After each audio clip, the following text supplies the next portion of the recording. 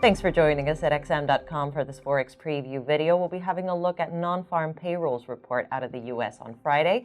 I'm Christina Marujos, and joining me today is Marios Hadjikyriacos, investment analyst. So, Marios, we saw the Fed unexpectedly cut rates earlier this week in an attempt to contain the coronavirus effects on the U.S. economy, and it won't hesitate to do so again. Now, we have U.S. employment data coming out on Friday, and even though forecasts are pointing to a fairly solid report, you seem to think that that won't be enough to stop the Fed from cutting rates again soon. Why is that? Mainly because the Fed is not really cutting rates as a response to any real weakness in the US economy.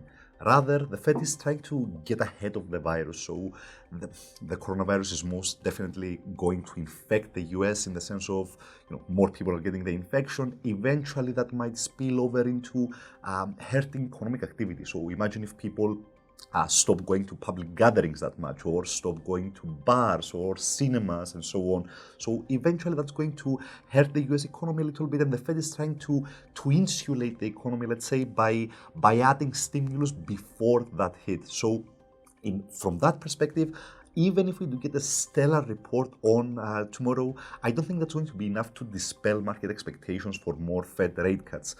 So to be precise, the market is currently fully pricing in another rate cut at the Fed's March meeting, and then another one at the next meeting in April. So the market is really expecting the Fed to act. Now, as far as the data are concerned, I think that the risks surrounding the dollar from this NFP report are tilted to the downside. If we get perfect data, much stronger than expected, the dollar could gain, but only a little, because even perfect data won't be enough to dispel market expectations for a March rate cut, for example. But on the other hand, if we get surprisingly weak data, that could signal to the market that the economy was already in trouble before the whole virus thing, and now the situation might worsen quickly. So that could trigger a much sharper downside reaction in the dollar, in my view. Well, speaking of the dollar, we saw it come under pressure recently, especially with the euro posing such an impressive rebound. Now, are we seeing a downtrend for the greenback? I don't think so. I do think that the latest weakness could continue in the near term. So the Fed is very much likely to cut rates maybe twice over the coming weeks. Now, at the same time, the markets think the ECB is going to also cut rates next week, but I don't think that's as certain as the market pricing would imply. The markets are saying there's a 90% probability for an ECB rate cut next week. I don't think that probability is that high. I think the ECB, given how divided the ECB is, policymakers might prefer to do something more targeted, like provide cheap loans to businesses that have been affected by the coronavirus, or more QE or something like that.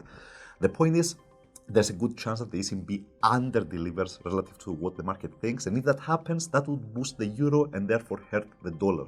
So I think that the latest weakness in the dollar might continue over the coming weeks or even months. But overall, if we take a more holistic picture, the US economy is still much healthier than the Eurozone.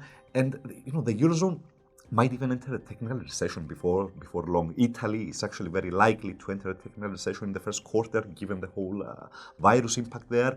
And the Eurozone's overall growth rate was already very weak before this whole thing. So this could literally tip the Eurozone into a recession. So overall, I'm not that optimistic that this is the beginning of an uptrend in euro-dollar. Rather, I think we might see the latest gains continue, but at some point, I think that will reverse. I see. Marios, thank you for joining me today. Thank you. And thank you for watching this Forex Preview video here at XM.com.